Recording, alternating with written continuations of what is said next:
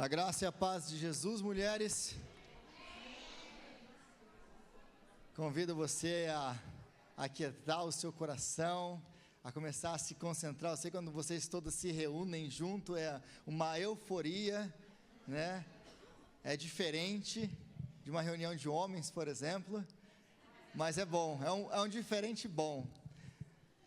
Sejam muito bem-vindas a Penuel Presbyterian Church, aquelas que vieram da Betel, aquelas que são convidadas das nossas irmãs aqui. É um privilégio muito grande tê-las todas conosco aqui hoje, para essa conferência, a primeira conferência de mulheres da igreja.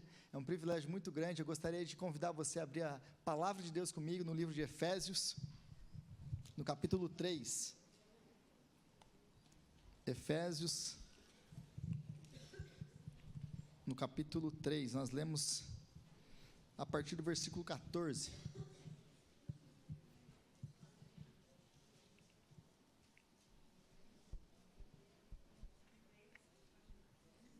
Efésios capítulo 3, versículo 14. E diz assim a palavra de Deus: Por esta razão, ajoelho-me diante do Pai, do qual recebe o nome toda a família nos céus e na terra.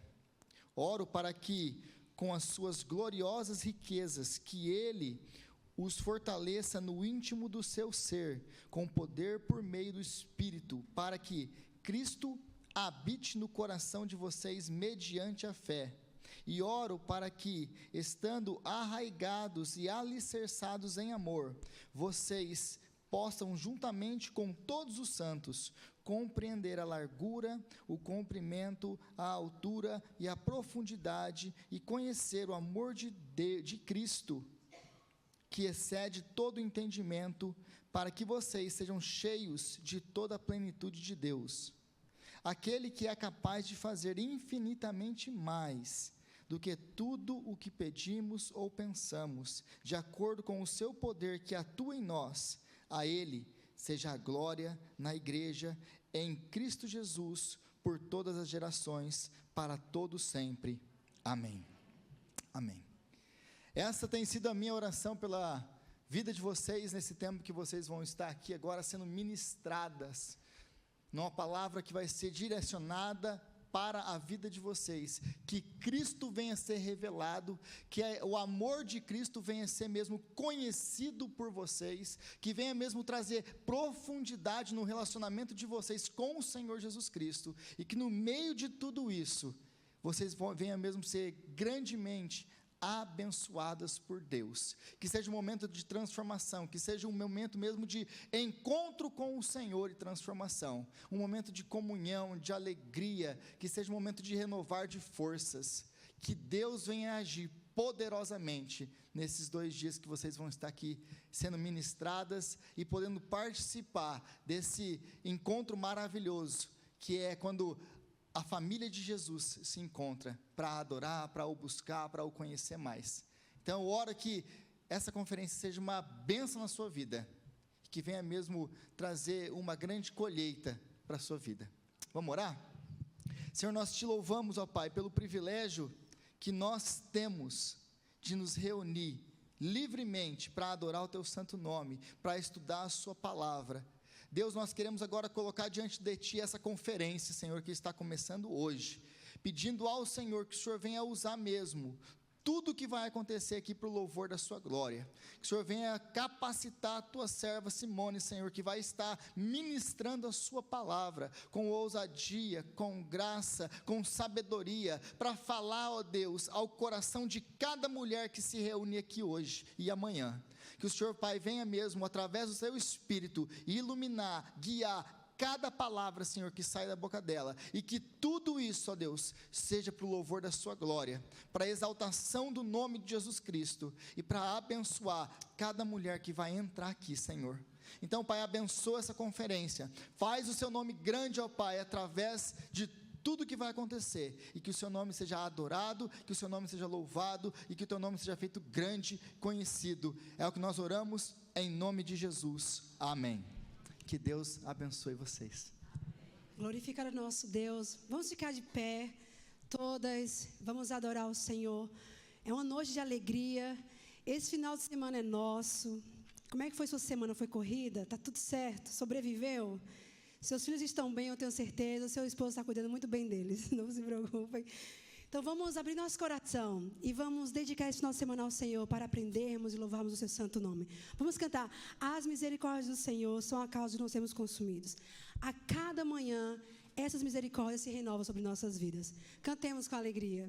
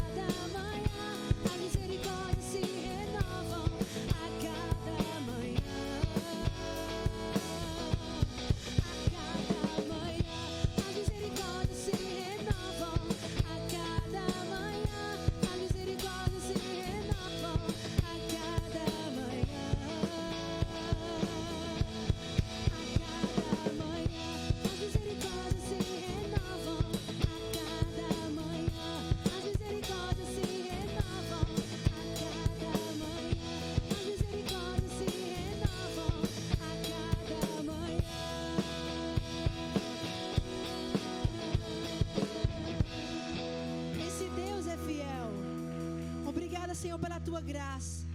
Obrigada pela Tua misericórdia sobre nós. Que seria de nossas vidas sem essa graça, essa misericórdia? Vamos cantar quebrantados pelo amor do Senhor.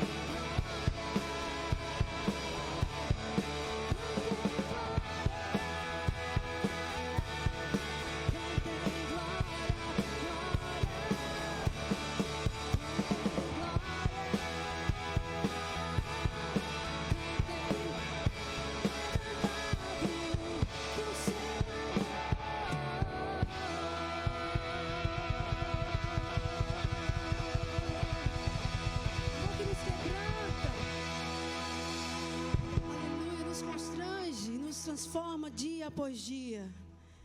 Tu és, Senhor, porque a nossa alma procura, a nossa alma busca.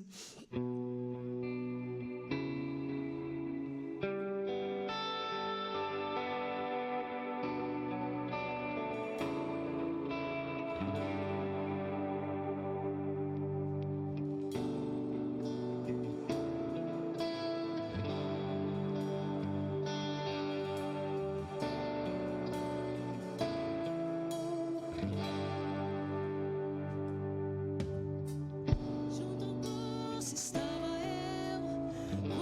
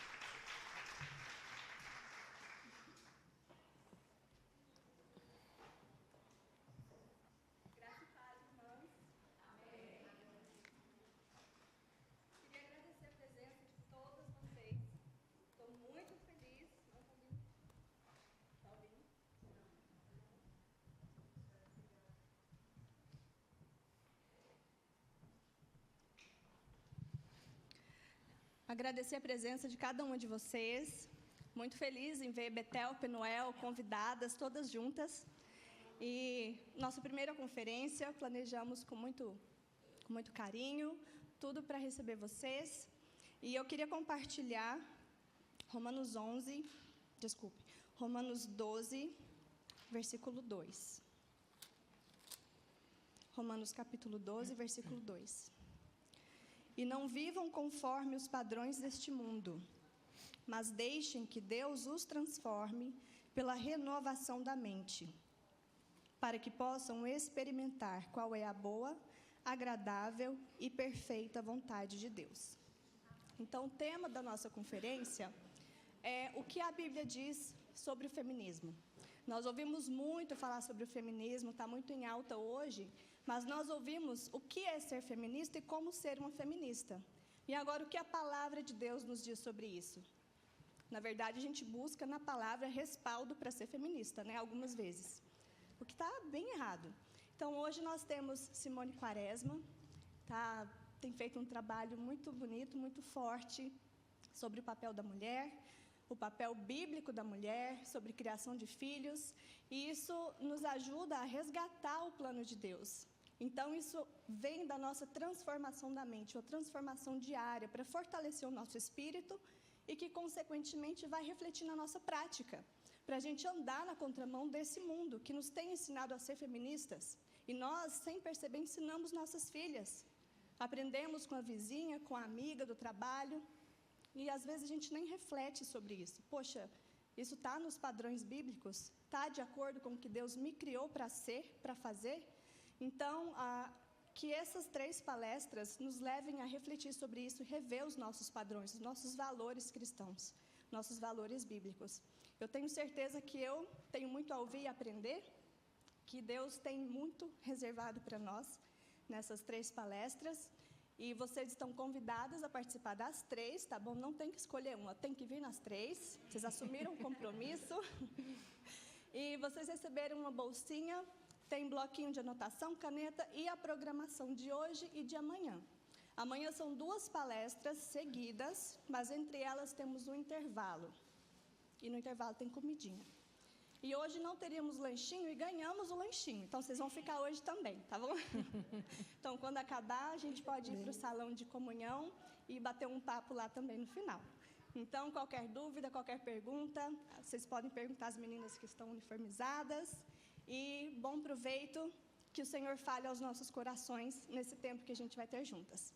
Gostaria de convidar a Damares para vir fazer uma oração, dedicando esse momento de palavra, e convidar a Simone já para nos dirigir em estudo.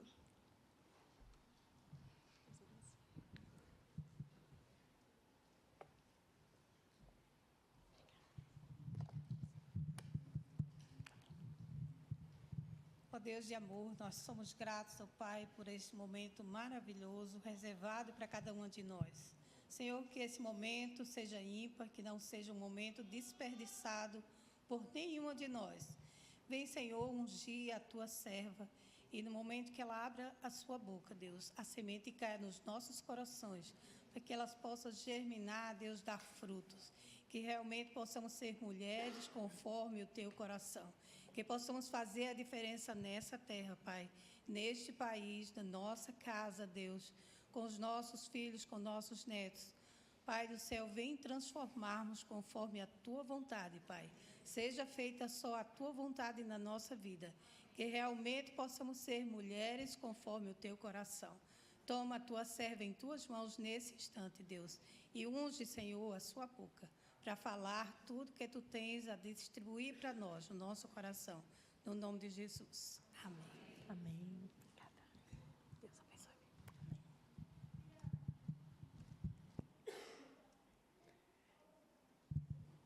Esse aqui eu tenho que deixar com você. Boa noite, queridas irmãs. Uma alegria muito grande estar aqui com vocês, um prazer. Agradeço, pastor Rodrigo e a Jaque, pelo convite, pela confiança também, né, de tratarmos juntas de um assunto tão polêmico, de um assunto tão difícil, porque muitas vezes a gente nem percebe que a gente entrou na ideologia feminista e que ela está fazendo parte da nossa maneira de viver sem que a gente tenha percebido, né? Não combinamos nada, mas eu quero abrir com vocês Romanos 12, versos 1 e 2. Romanos 12, versos 1 e 2.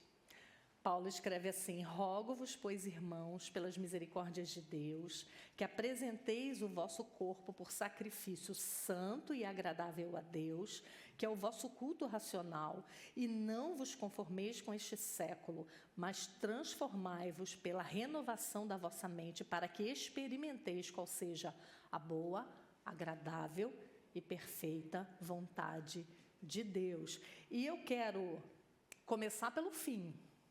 Todas nós queremos conhecer, experimentar a boa, agradável e perfeita vontade de Deus, né?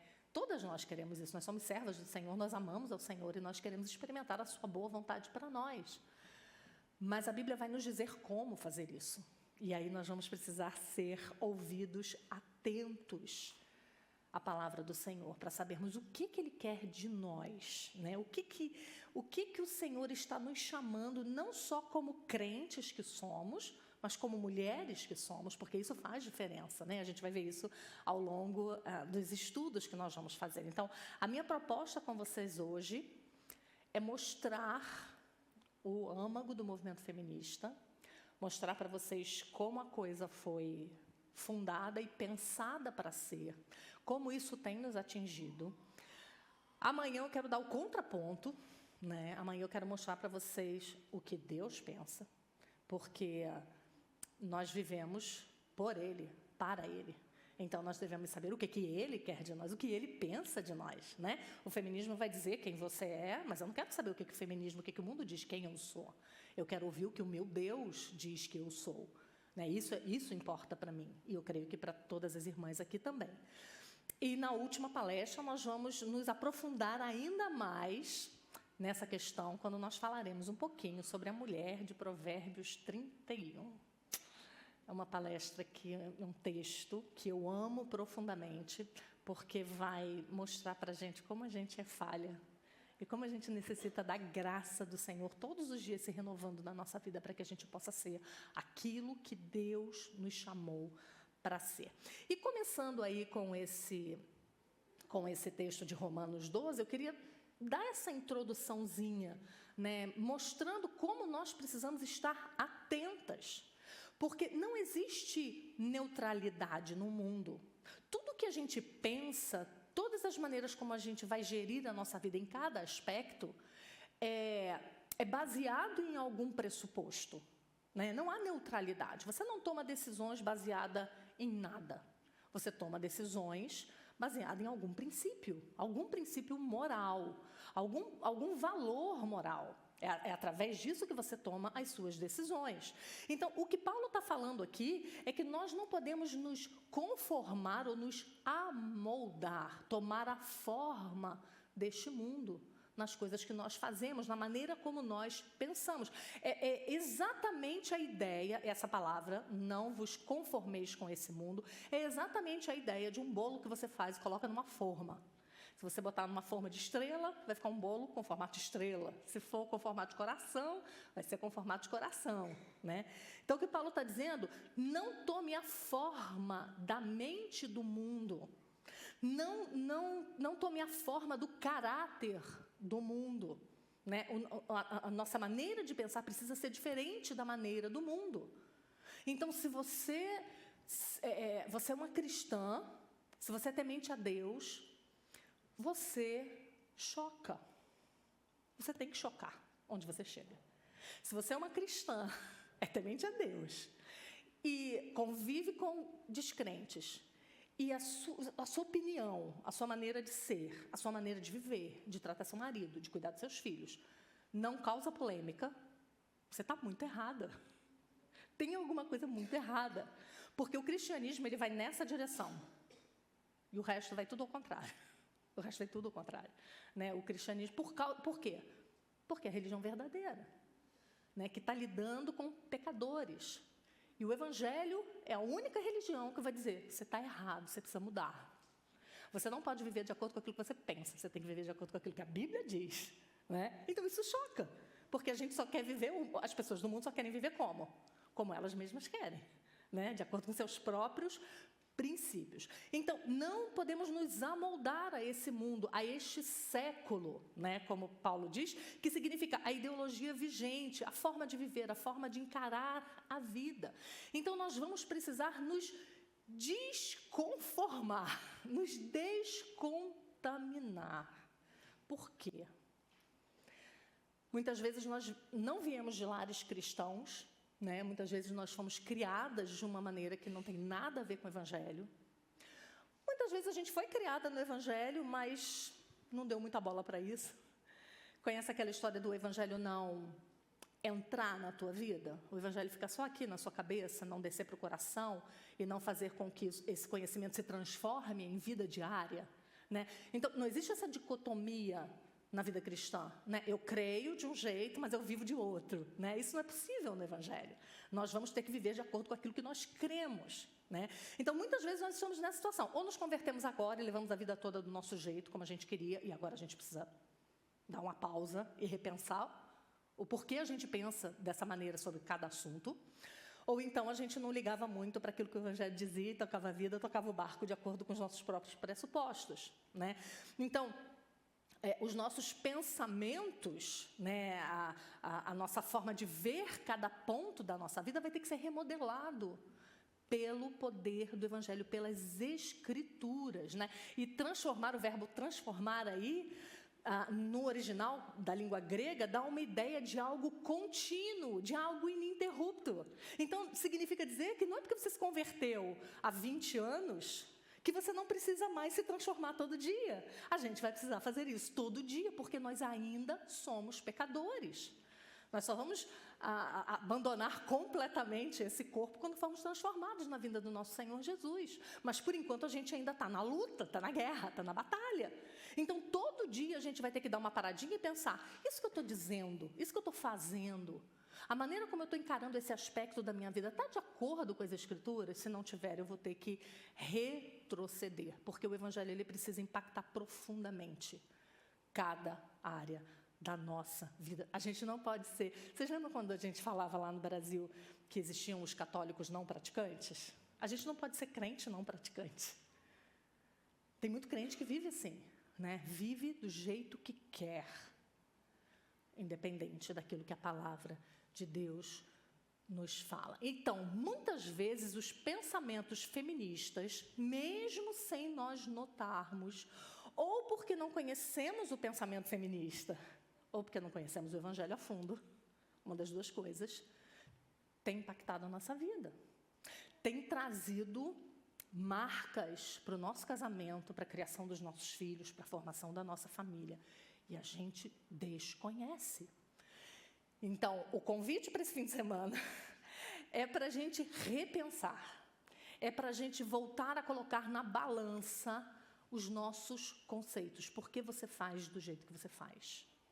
Por que é que você age do jeito que você age? E, para isso, eu vou precisar dar para vocês uma descortinada, que é a proposta para hoje, no que o movimento feminista deseja para nós. Como ele nasceu, como ele foi fundado, o que eles pensavam lá atrás.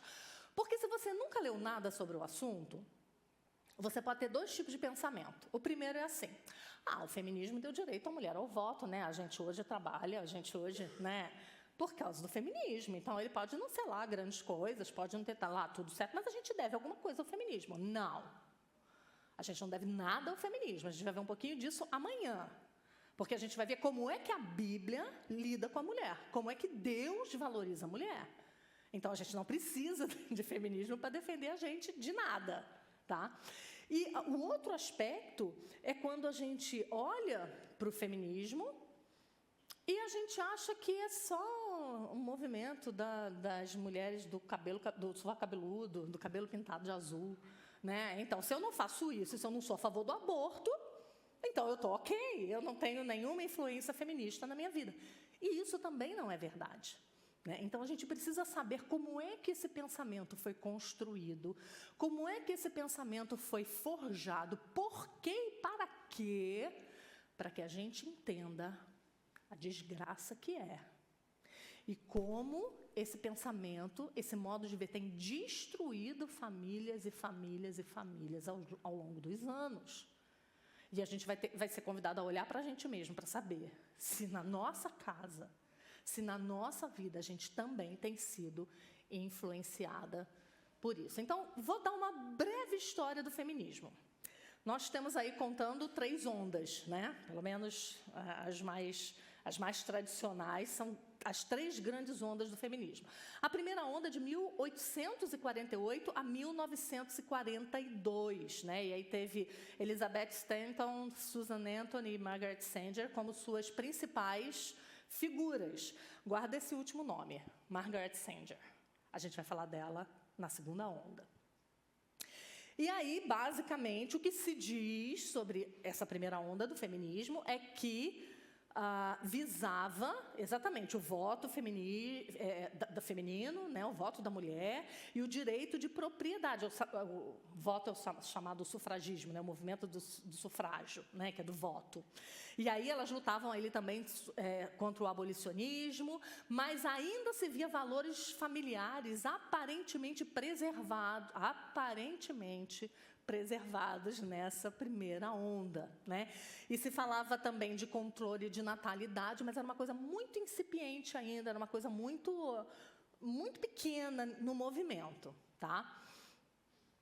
Daí veio a segunda onda.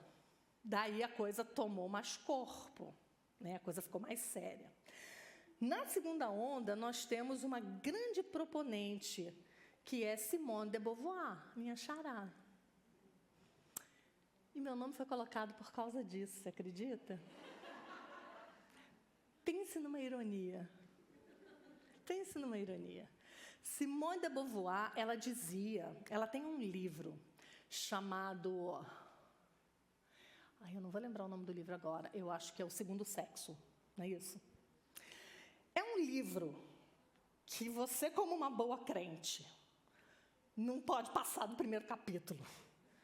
Porque é tão promíscuo, é tão horrendo, é tão louco tudo que ela defende, que eu comecei as minhas pesquisas e eu falei, já entendi, não presta. Já entendi, vou deixar outras lerem, me darem informações mais reduzidas depois. Não vou contaminar minha mente, nem gastar o meu precioso tempo, né? Mas, dentre tantas coisas que ela dizia isso, que a mulher, ela não nascia mulher. A sociedade é que fazia dela ela é uma imposição da sociedade. Agora, você vê, ela falava isso lá em 1960 e poucos, né? Isso devia soar como uma coisa assim, é só um ideal, né? Só uma ideia, só uma coisa aqui, ó. Mas você vê hoje como isso faz sentido? Você vê a forma que isso ganhou hoje? A loucura que isso é hoje? Ou seja, você não tem necessidade de ser mulher ou de ser homem, você pode ser o que você quiser. Você pode, inclusive, transitar aí entre esses 2 gêneros e pode ter 30 entre esses 2, ou 60 gêneros. Sei, você pode ser o que você quiser. Né? Então, já era essa ideia embrionária que ela já defendia mais a boca miúda. Por quê? Porque estava se falando de uma sociedade mais tradicional, tá? Eu falei gênero aqui, deixa eu só corrigir. Meu marido é professor de português, né? Então ele quer se morrer toda vez que alguém fala gênero. Por quê? E isso também faz parte, a captura linguística do feminismo também faz parte da estratégia, tá? Gênero se refere a coisa. Gênero não se refere a pessoa. Isso é uma questão de língua. Pessoa é sexo, sexo masculino, sexo feminino. Gênero é a cadeira, o banco, o poste, a mesa. Tá? Então, até nesse ponto, né, da maneira como eles tratam a linguagem, eles capturam a linguagem para usar de acordo com aquilo que eles querem.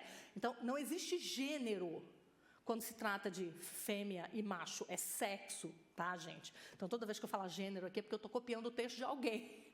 Então, eu tenho que botar as minhas aspas aqui. E aí, nessa segunda onda de 1960 a 1973, também tinha Betty Friedan, que eu vou falar mais dela um pouquinho à frente, E elas também começaram a lutar pela liberação sexual da mulher e seus direitos reprodutivos. Né? Então, elas começaram a dizer, olha, você tem que tomar as rédeas disso aí, né? Tanto da sua sexualidade, quanto de quantos filhos você vai ter, como é que vai ser isso. Porque o homem não presta, lembra? O homem não presta. A gente vai ver isso mais um pouquinho adiante. E aí, na segunda onda também veio desafios à heterossexualidade. A heterossexualidade não é mais o padrão, né? Não é mais aquilo que Deus fez para ser, não é mais. Começou essa história de rejeição aos papéis de sexo. Então, homem e mulher são iguais. Não tem diferença. E se você disser que o homem é diferente da mulher, então a mulher passa a ter um valor menor. Por quê? Se eles são diferentes. Por que tem valor menor se é diferente? Não precisa ter um valor menor. Pode ser só diferente do mesmo valor, certo? A gente vai falar disso amanhã. Mas elas queriam se beneficiar da teoria delas. Ou seja, jogar as mulheres contra os homens. Então, é mostrar, olha, homens e mulheres são diferentes. Que absurdo. Eu morro de rir, gente, porque a gente é pecador, é cego mesmo para aceitar essas coisas, né? Porque você vê facilmente a diferença entre um homem e uma mulher. Basta você querer empurrar esse piano. Morre a teoria em poucos segundos. Você precisa chamar um homem lá fora, me ajuda. E ele vai fazer assim, ó, e o piano vai mover. E a gente vai ficar lá horas e não vai conseguir. Nós somos diferentes e não tem nada errado com isso. Nós somos diferentes e Deus nos fez assim com propósitos específicos, é o que a gente vai falar amanhã. Só que a segunda onda, ela já entrou com isso rasgando e dizendo, o papel que deram para vocês, que a sociedade deu para vocês, não que Deus deu para vocês, senão os crentes iam rejeitar, né? Não, o papel que a sociedade deu a vocês, diminui vocês, faz de vocês capacho, faz de vocês menos valorosas, menos importantes, vocês não têm um valor intrínseco em si mesmas, vocês só têm valor se vocês cumprem os papéis que vocês querem. Você entende como é sutil? E aí você pega uma mulher que tem problema no casamento, quem nunca teve? Aí você pega uma mulher que tem problema na criação dos filhos, quem nunca teve? Você pega uma mulher que está louca em casa para cuidar da casa, e aí o movimento feminista diz assim, olha, o problema é isso. O problema é a casa, o marido e os filhos. Chuta tudo isso para fora da sua vida, que a sua vida vai ser maravilhosa. E vai dar tudo certo.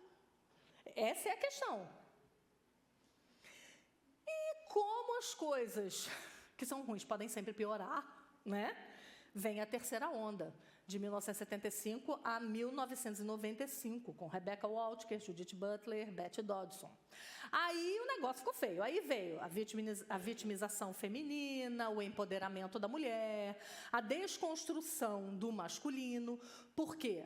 Porque para você ter uma mulher superpoderosa, como elas querem, você tem que ter um homem efeminado.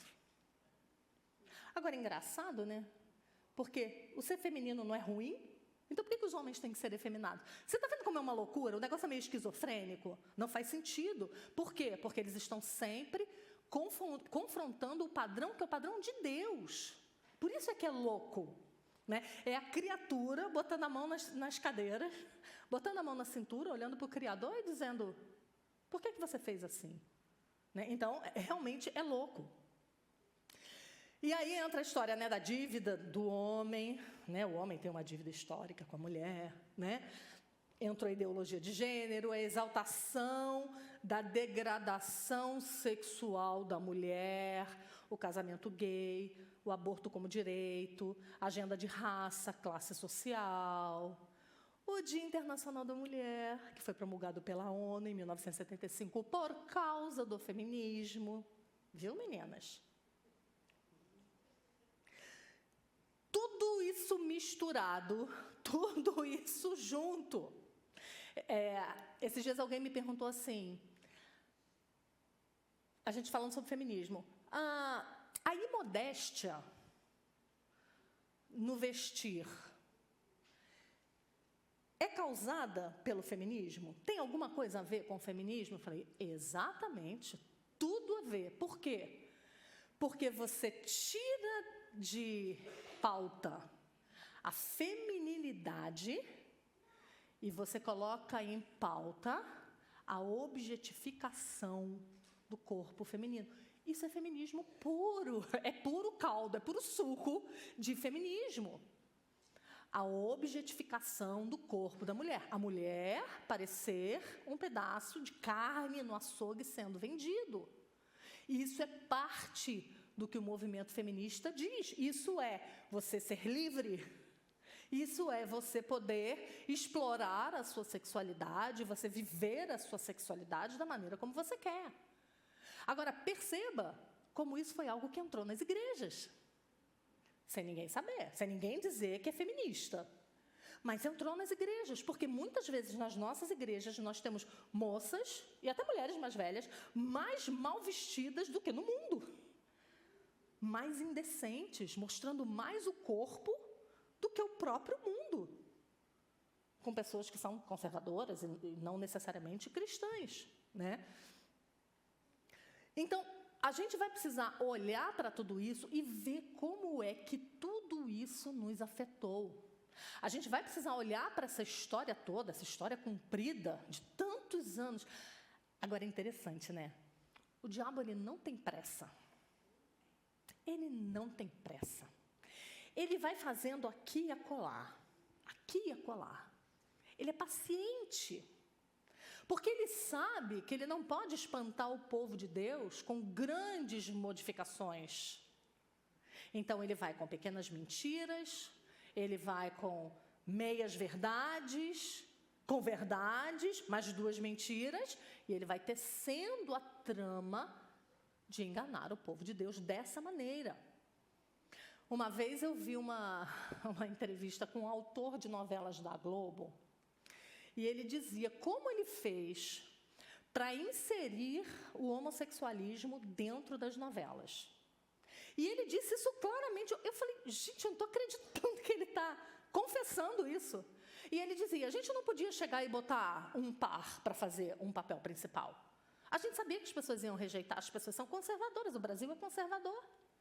Então, o que a gente começou a fazer? Aos poucos, a gente botava sempre um gay engraçado, fazendo um papel besta, papelzinho bobo, mas sempre tinha umzinho. Aí passava 2, 3 novelas, aí tinha 2. Aí começou a ser papel de destaque. Aí eram pessoas bem-sucedidas, ricas, bonitas, elegantes. E assim foi, até chegar ao que nós temos hoje. É dessa maneira que Satanás, ele corrompe os bons costumes.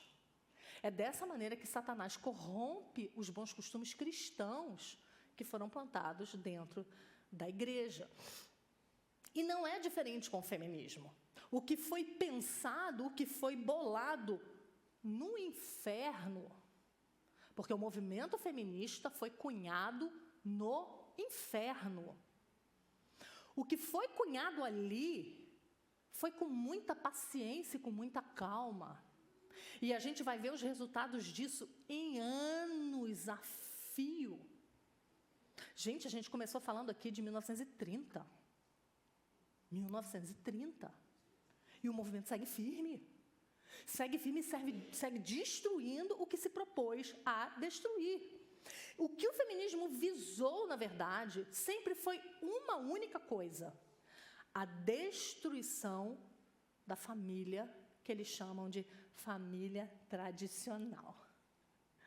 Eu prefiro chamar de família segundo a palavra de Deus. A família que Deus construiu, né? Mas eles chamam de família tradicional. O que eles visavam sempre foi a destruição da família. A retirada da mulher do seio familiar foi labutado e construído em cima de muitos argumentos, né? O querer torná-la igual ao homem, cumprindo os mesmos papéis, foi feito de forma proveitosa. Eles conseguiram fazer isso, né? E aí, eu não sei se vocês sabem disso, tem um livro muito bom chamado Feminismo, Perversão e Subversão. É um livro da Ana Caroline Campagnolo, um livrão desse tamanho, é a defesa de mestrado dela. Né? Muitas informações daqui eu tirei desse livro. É um livro que você fica assim, onde eu estava, que eu não sabia disso? O que eu estava lendo?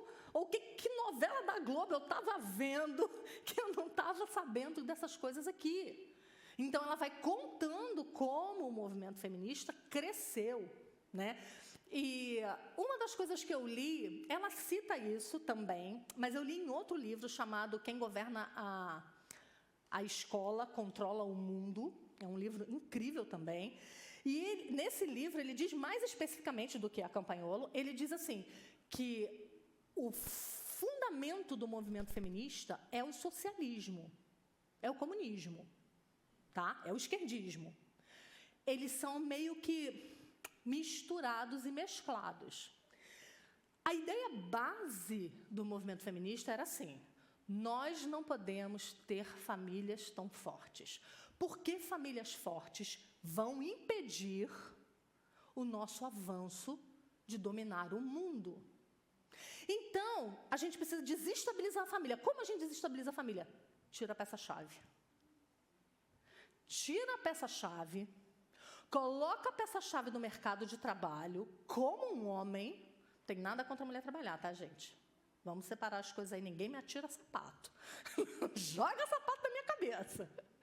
Eu estou falando de exercer o mesmo papel de provedor da família, né? Então, você tira a mulher e entrega as crianças para o Estado. Tira a mãe. A gente está vendo isso no Brasil agora. Teve uma ministra do Supremo Tribunal Federal esses dias que ela disse, pai e mãe são um perigo para os filhos. Quem sabe o que é bom para as crianças é o Estado. Hoje a gente chega nesse absurdo. Mas essa ideia foi plantada lá atrás, dessa forma. Tira a mãe de dentro de casa. Diz para essa mulher que o que ela faz é sem valor, é mesquinho, não vale nada. Diz a ela que a maternidade só a escraviza, só torna ela capacho, que o marido dela só serve para humilhá-la, tira ela daqui e deixa o Estado formar a mente das crianças. Você entende como isso é forte? Você entende que para uma revolução acontecer no mundo, você nunca vai do grande para o pequeno, mas você vai do pequeno para o grande. Então, se você quer atingir nações com o Evangelho, por exemplo, você deve começar evangelizando seus filhos. É do pequeno para o grande. Né? Para grandes revoluções, é dali que se começa. Né? E o diabo sabe disso. O diabo sabe que famílias fortes e bem estruturadas formam igrejas fortes e bem estruturadas e uma sociedade forte e bem estruturada. E é isso que Satanás não quer. Porque o que acontece, gente, quando a igreja é viva? Quando a igreja é firme, quando os casamentos são bons, quando os filhos são bem criados, o que acontece? Isso influencia todos ao redor, pessoal. Influencia todos ao redor. É testemunho para o mundo. O nosso casamento não se trata da gente, você e seu marido. O nosso casamento é um retrato para o mundo do que Cristo é com a igreja. Por isso importa. Quando hoje, por exemplo, você chega num restaurante, de mão dada com seu marido, com as suas crianças, e senta numa mesa e se olham, sorriem, né, sem celular, e conversam, isso é juízo. Isso é juízo sobre esse mundo. Isso escandaliza. Isso faz as pessoas pensarem, uau, tem alguma coisa diferente aqui, o que está acontecendo ali? Né? E é para isso que nós estamos aqui para salgar, para ser luz nesse mundo de trevas. Então, quanto menos luz puder ter nesse mundo de trevas, melhor para o reino de Satanás. A nossa salvação está garantida nas mãos do Senhor. Satanás, ele não pode nos tomar da mão do Senhor, mas ele vai fazer o possível para que a gente viva uma vida miserável nesse mundo. E como é que Satanás faz com que a gente viva uma vida miserável nesse mundo?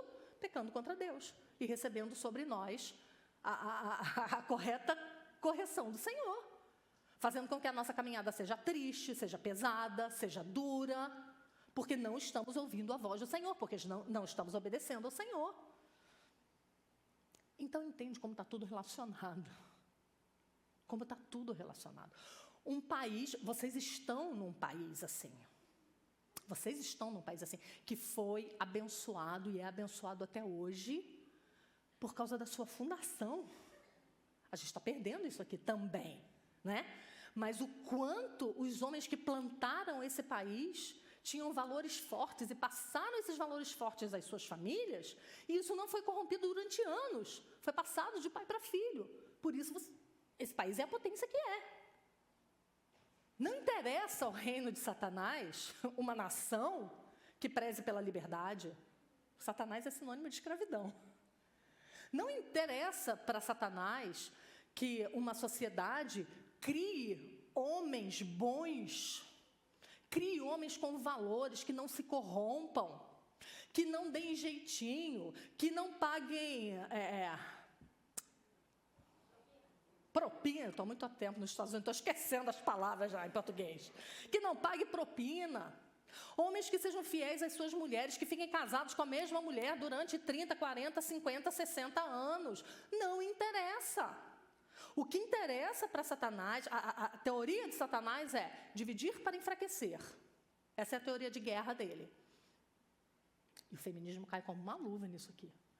Porque o que o feminismo faz é jogar o homem contra a mulher. Então, entendam, meninas, a nossa guerra é uma guerra de vida e morte. A nossa guerra, é por isso que Paulo, tantas vezes nas Escrituras, vai demonstrar, vai comparar a vida cristã a uma batalha romana, aos gladiadores.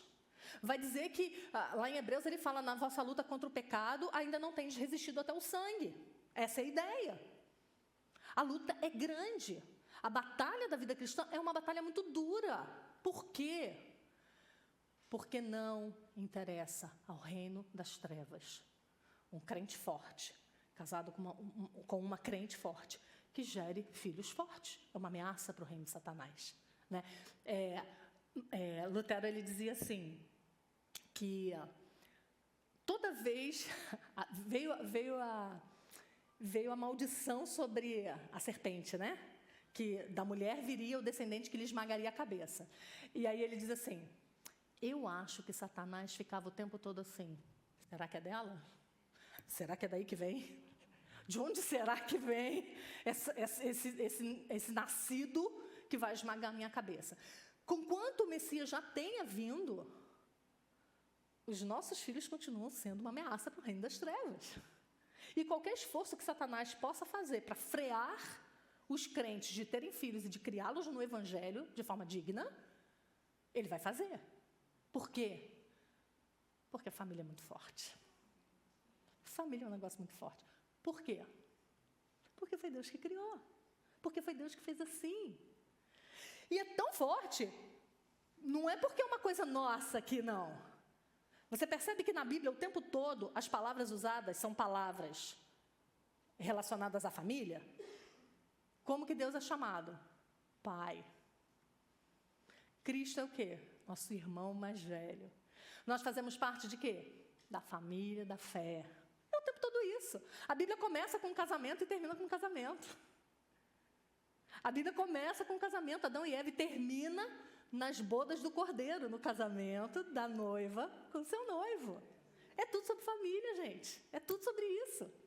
Por isso, essa é a coisa mais importante da nossa vida. Por isso, a gente precisa lutar contra todo movimento que se imponha contra a família. Com toda ideologia, com todo pensamento que vá contra a família. Então, a mulher no seio da família é aquela que passa os valores conservadores e religiosos para os filhos. E assim a família e a religião são preservadas. Porque por mais que o homem seja o cabeça, e deve ser assim, Por mais que seja o homem que dê a diretriz, porque ele é o chefe, ai, se as feministas me ouvem, porque é assim, esse homem se ausenta por muito tempo, porque ele precisa trazer o sustento. E quem passa a maior parte do tempo com as crianças são as mulheres. Por isso o nosso papel é tão fundamental, por isso o nosso papel é tão importante. Então, quando você tira a mulher desse papel, entrega as crianças para o Estado pode formar a cosmovisão deles, tranquilamente. Eu tenho uma amiga que ela falou para mim, Simone, eu fiquei desesperada quando eu descobri que a minha filha de 9 anos é feminista. E eu falei, sério? Sério, na escola? A escola estava ensinando, uma escola boa, uma escola cara, lá no Brasil. Eu preciso de uma água. Por favor. Uma escola boa no Brasil estava ensinando para ela conceitos. A menina tinha 9 anos. Né?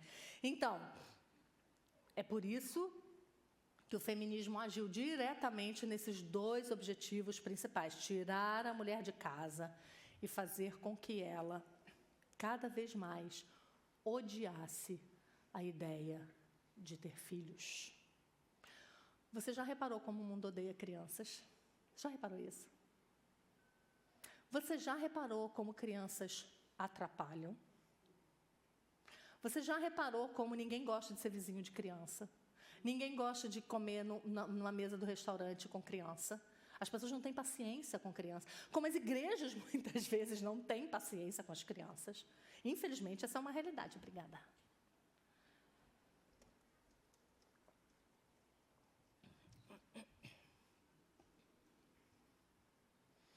Então, a gente precisa entender que o movimento feminista, ele começou a corroer as estruturas da família e da sociedade com o discurso. Por isso ele é tão perigoso. Por isso ele foi tão sutil. Foi o discurso. Eles conseguiram convencer as mulheres de que a maternidade era algo de menor valor. Eles conseguiram convencer a sociedade de que existem muitas coisas mais importantes do que ela. Então, se eles conseguissem isso, a vitória estaria perto. Deixa eu ler para vocês um trechinho do livro da Ana Caroline Campagnolo. Ela diz assim: a primeira grande estratégia das feministas foi a contracepção e o aborto. A segunda, você sabe que foram as feministas que inventaram a pílula anticoncepcional, né? Vocês sabem disso. Eu vou ler um pouquinho sobre isso para vocês depois.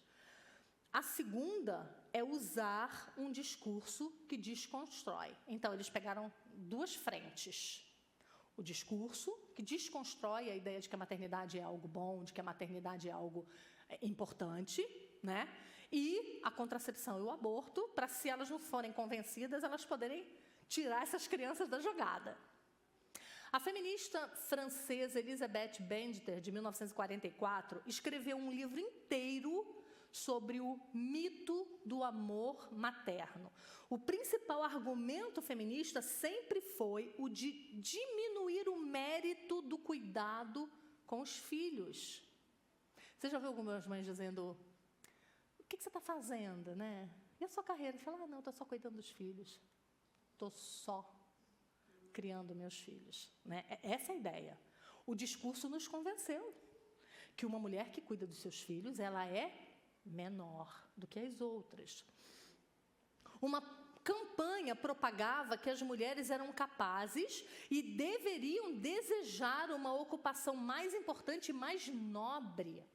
As feministas sabem, como todas as mulheres, que a reprodução quase sempre depende do consentimento das esposas, que em todas as épocas descobriram seus meios de evitar a concepção ou retardá-la.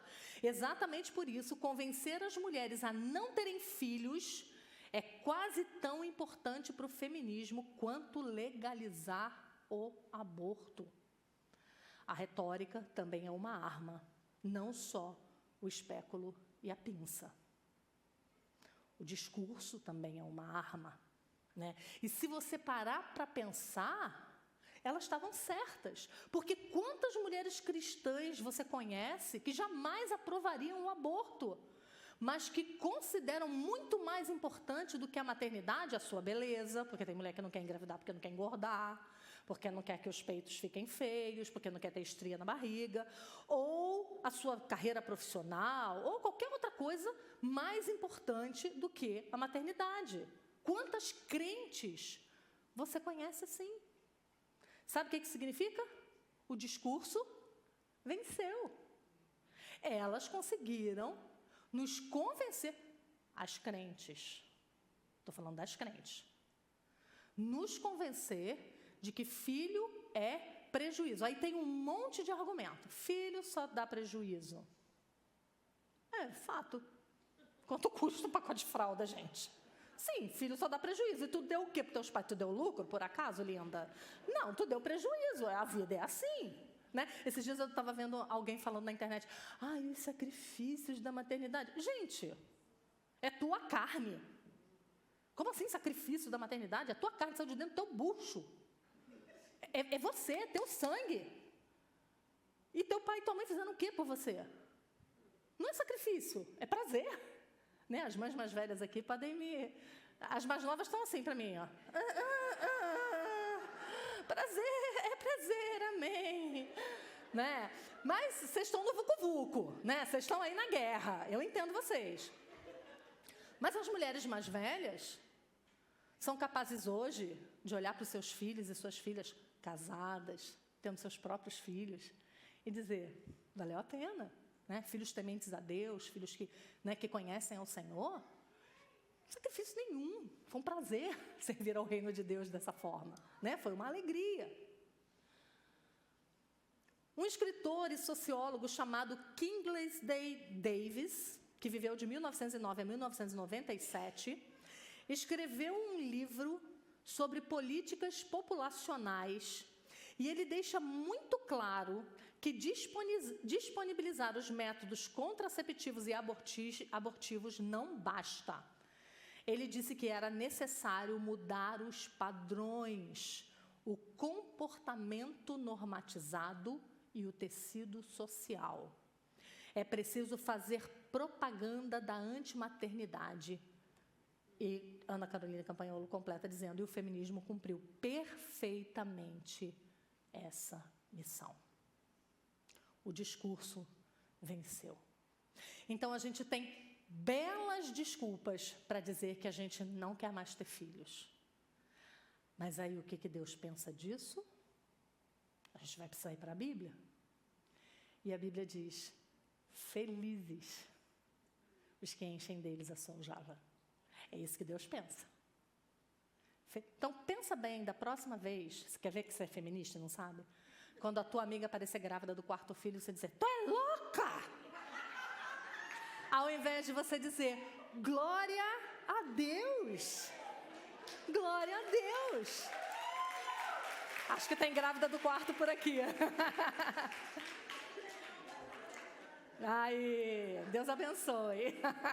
Deus abençoe. São pequenas coisas que a gente não percebe que é fruto do feminismo, mas é pequenas coisas. Que tristeza quando isso acontece no mundo, mas que tristeza quando isso acontece na igreja. Que tristeza, porque o Deus da Bíblia, o Deus que nós devemos servir e amar, diz que é bem-aventurado. A concepção na Bíblia sempre foi uma manifestação da bênção de Deus. Né? Se você ler vários textos, você vai ver isso. Quando fala lá em Gênesis, né, contando de Raquel e Lia, né, que Lia tinha filhos e Raquel não, aí diz assim, o Senhor se lembrou de Raquel e concedeu que ela concebesse. Porque Ele é o dono da vida. É Ele quem dá filhos. E esses filhos devem ser recebidos com alegria. Mas a herança do feminismo não deixa. Né? A herança do feminismo diz que eles custam caro, que eles atrapalham a vida da gente. Diz que o mundo está lotado demais. Aí eu falo, já andou de avião? Tem muita terra livre, querida. Muita terra vazia, o mundo não está lotado, não. Até porque Nasce gente, mas morre todo dia também, né? Então, vamos fazer conta? Mas não, a gente acredita no discurso, o mundo está lotado demais. Ou então, o mundo está muito mal. Sempre esteve. Gente, sempre esteve. Caim matou Abel. Um irmão matou o outro. Caim matou Abel. E logo depois, ainda no Gênesis, ainda no livro de Gênesis, diz que Lameque matou um homem porque ele pisou no seu pé. Rio de Janeiro, meu filho, ó, tá joinha. Tá joinha, porque não tem ninguém matando ainda porque pisou no pé. É só traficante, né? É só. Mas porque pisou no pé, não. O mundo sempre foi um lugar inóspito por causa do pecado, desde a queda. Sempre foi. O mundo sempre foi mal, gente. E qual é o remédio para o mundo mal? Luz. Crente. Onde a escuridão precisa de luz. Olha, toda vez que eu saio de uma conferência, no ano seguinte me dão notícias de que aquela igreja bombou de crianças.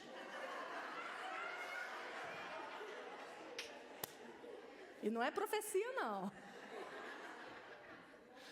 É só porque a gente para pensar nos absurdos que a gente pensa. É só porque a gente é levado pela onda e a gente não raciocina biblicamente. Lembra por que eu comecei falando sobre Romanos? Capítulo 12, verso 2. Não se conforma, não se amolda. Transforma a mente. Repensa os teus valores.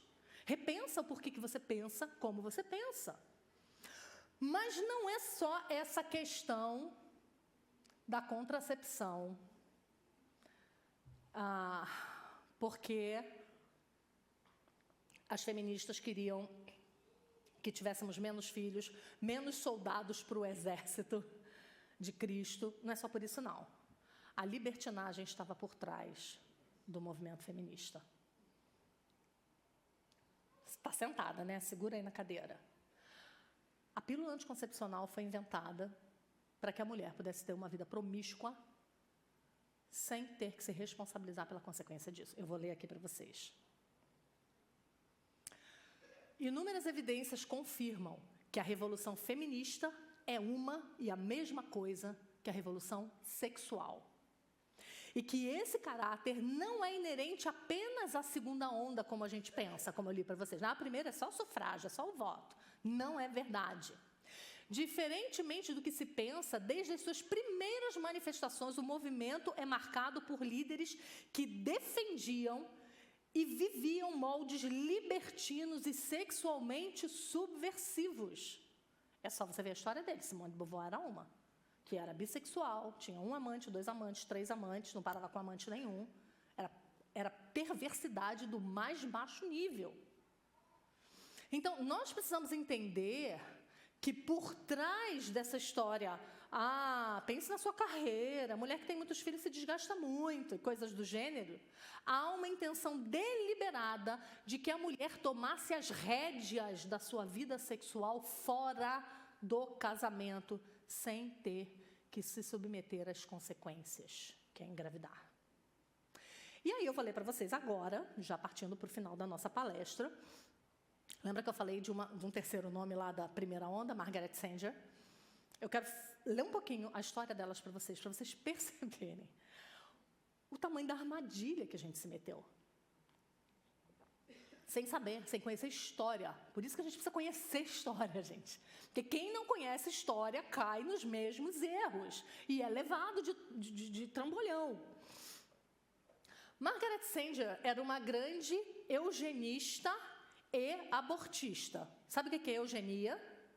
Eugenia é você dizer, o mais fraco precisa sair da espécie para que a espécie se torne forte. Hitler era eugenista.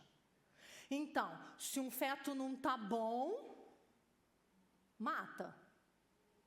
Uma pessoa com uma deficiência física, foi isso que Hitler levou a cabo, né, na Segunda Guerra. Uma pessoa deficiente é uma pessoa que não produz nada para a sociedade. Isso é ser eugenista. Tem síndrome de Down. Descobriu que tem síndrome de Down. Pode abortar, gente. Claro que pode abortar. Coitada da criança, né? Não, não é coitada da criança, é coitada da mãe. A mãe é que tem pena de si mesma e do trabalho que ela vai ter, e ela manda matar a criança. Isso é eugenismo. Então, Margaret Sanger era eugenista declarada e abortista. E ela já estava em plena atuação 40 anos antes da época rebelde, dos anos 60, que é onde estourou a revolução sexual na segunda onda do feminismo. Margaret Sanger já estava há 40 anos antes disso. Enquanto a maioria das feministas da sua época falavam sobre direitos civis, como sufrágio feminino, Sanger discursava sobre divórcio, contracepção e aborto. Ela, depois de casada, começou a simpatizar com o anarquismo, o iluminismo, o humanismo e também com o marxismo e a chamada liberdade sexual. Você está vendo que é tudo um pacote só? Forjado no inferno, é tudo uma coisa só. Começou então a escrever um periódico chamado A Mulher Rebelde. E nele defendia a adoção de condutas contraceptivas que chamou de controle de nascimentos. Deixou o marido e 3 filhos e se tornou amante de um escritor e membro da Sociedade Eugenista Americana. Para Margaret, o controle do nascimento era a maneira mais fácil de conduzir a humanidade para a raça mais pura. Ela abriu a primeira clínica de controle de natalidade no Brooklyn. A clínica foi fechada depois de 10 dias e ela foi presa, lá na primeira onda. Ela foi presa por causa dessa clínica. Depois de sua prisão, ela ganhou notoriedade e reuniu em torno de si os primeiros defensores de um movimento de controle de nascimentos. Ela larga o amante, arruma outro e depois se casa com um magnata do petróleo que financia o movimento para o controle de natalidade. Em 1923, ela reabre legalmente a sua clínica. E em 1940, esse passa a ser o maior centro de controle de natalidade do mundo. Lá eram receitados diafragmas e geoespermicida, meios intrauterinos e, desde 1961, a pílula anticoncepcional. Vocês sabem qual é o nome dessa clínica? Planned Parenthood. Criada por Margaret Sanger. Vocês sabem quantos milhões de crianças já foram sacrificadas nesse altar, né? Simone de Beauvoir, que também foi a mãe do movimento feminista moderno, ensinou que a instituição do casamento e da maternidade eram opressivas para a mulher. Ela dizia que a mulher só seria libertada quando fosse arrancada da família. Abre aspas. O trabalho que a mulher faz dentro de casa não é diretamente útil para a sociedade e não produz nada. Quem limpava o banheiro dela? E quem fazia comida? Quem lavava a roupa dela?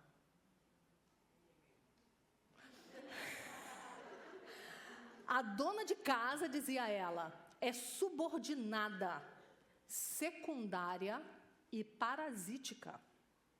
É para o seu bem que a situação tem que ser alterada de modo a proibir o casamento como uma carreira para as mulheres. É para o seu bem. Vocês lembram dessa frase? Na pandemia, lembra disso? É para o seu bem que eu vou tirar a sua liberdade. É para o seu bem. Eu estou sabendo o que eu estou fazendo. Você não pode escolher. Então, ela dizia, enquanto a família, o mito da família, o mito da maternidade, o instinto maternal não forem destruídos, as mulheres continuarão a viver sob opressão. Nenhuma mulher deveria ter autorização de ficar em casa e cuidar de crianças.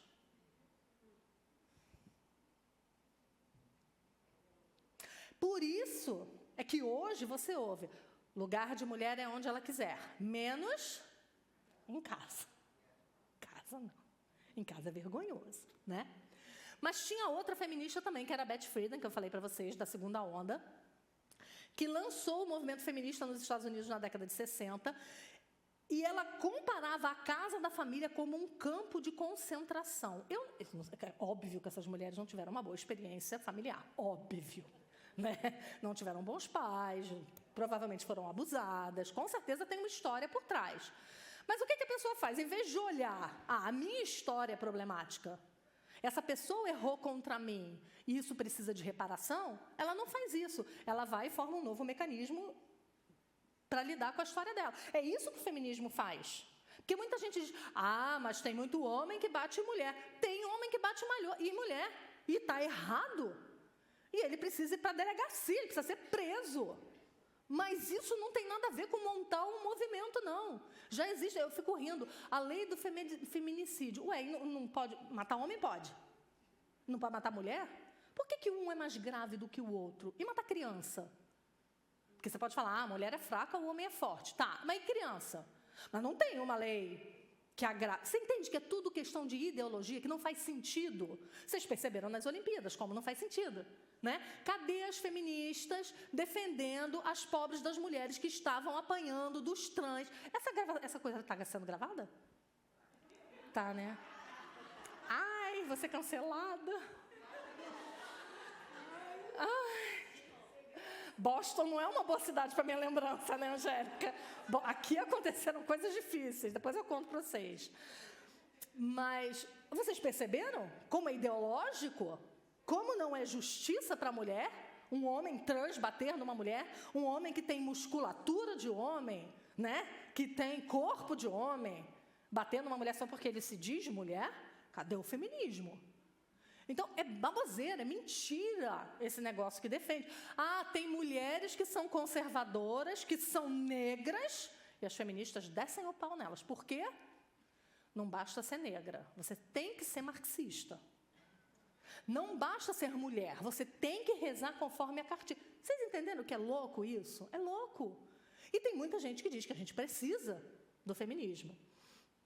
Então, a Beth Friedan, ela afirmou que as mulheres, a fim de se realizarem, precisavam sair da casa da família, trabalhar, ser economicamente independente e rejeitar os papéis tradicionais da mulher.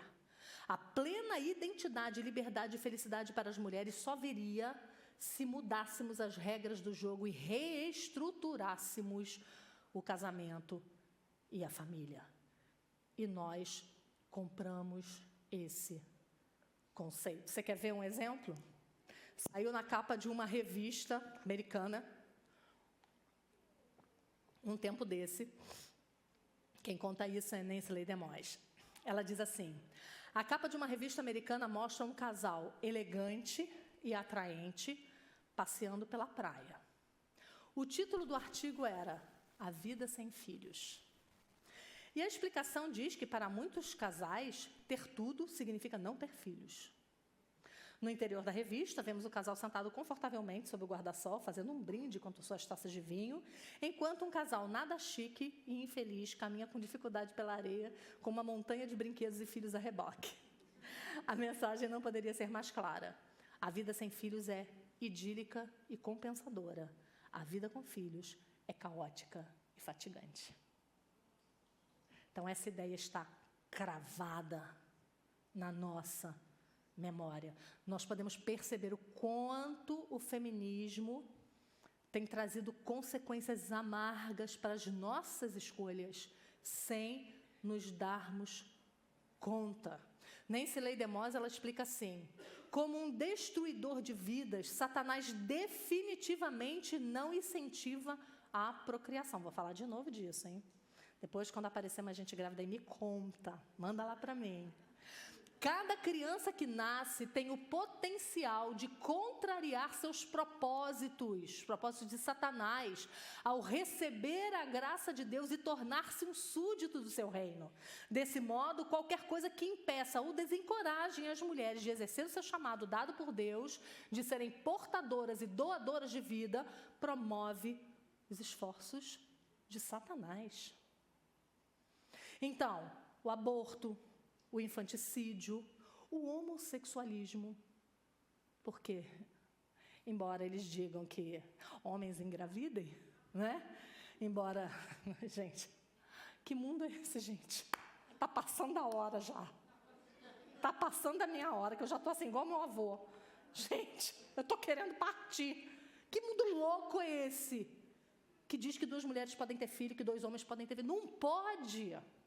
Aí lá vem o homem lá das Olimpíadas dizer, não tem como saber o que é uma mulher. Gente, alô, câmbio terra, XX, XY, não é?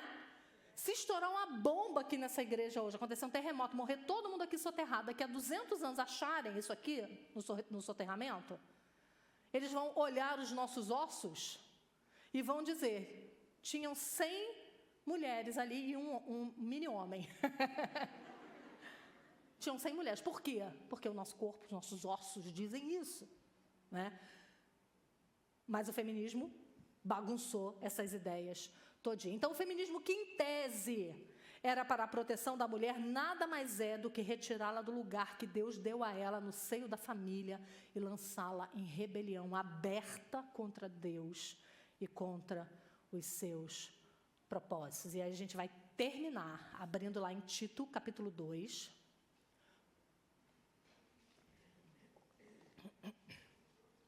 Tito, capítulo 2, versos de 3 a 5.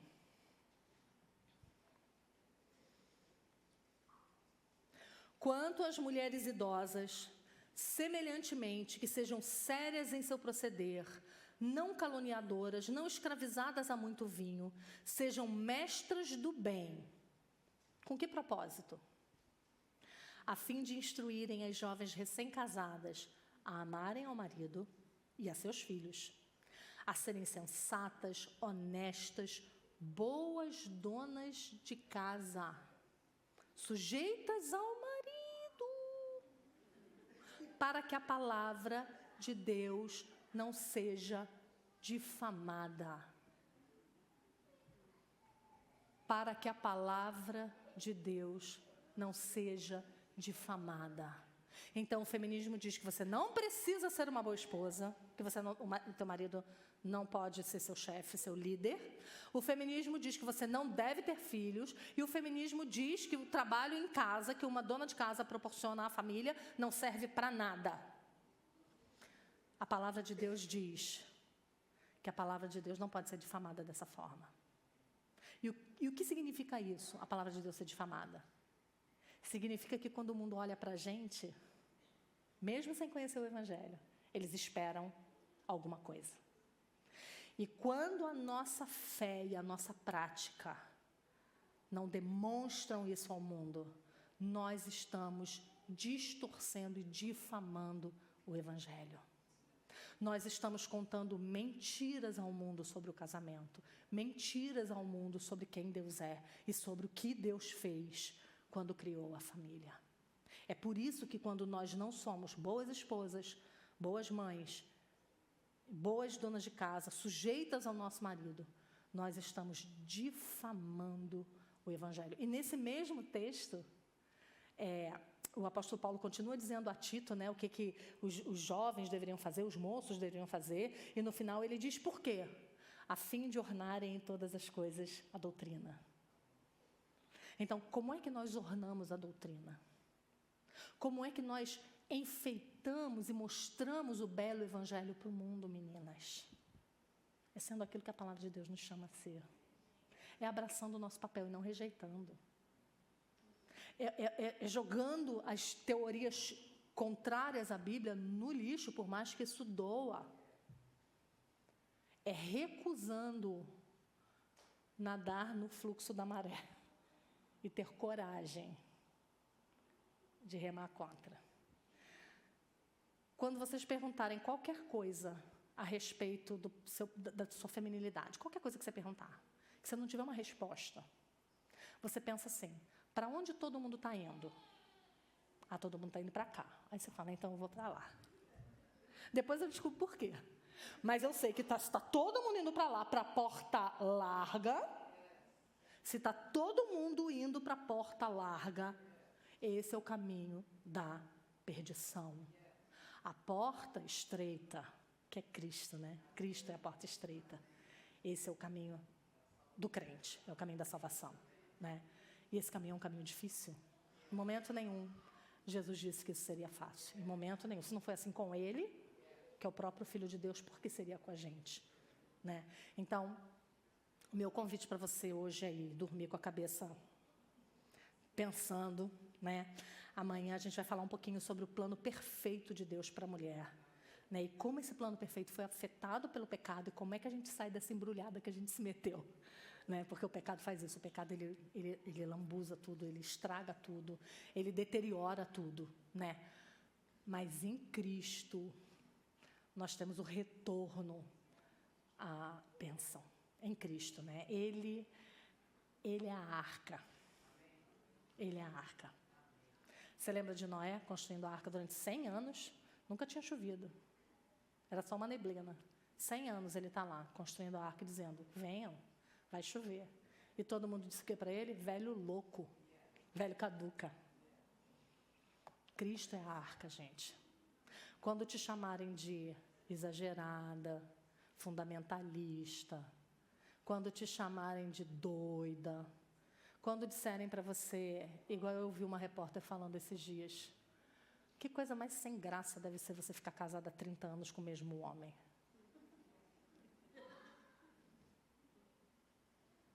Né? Quer dizer, você ser casada 30 anos com o mesmo homem é motivo de... É melhor não ser, é melhor você ter 3, 4, 5 diferentes, né? Então, que o Senhor nos dê graça e coragem para sermos diferentes desse mundo, porque se a gente está igual ao mundo, tem alguma coisa muito errada com a gente. Que o Senhor nos abençoe. Vamos orar? Pai eterno, nós louvamos ao Teu nome, porque a Tua palavra é viva, santa, é eficaz, e a Tua palavra ela é inerrante. Ela não tem tempo, ela é eterna. A Tua palavra é tão verdade para nós hoje quanto sempre foi para os nossos irmãos do passado. E, Senhor Deus, nos ajuda a viver por meio dela. Nos ensina a viver a nossa feminilidade de acordo com a Tua palavra. Dá-nos, ó Deus, a graça de, nesses dias, repensarmos os nossos valores, reolharmos as nossas decisões de vida à luz da Escritura. É o meu pedido em nome de Jesus. Amém.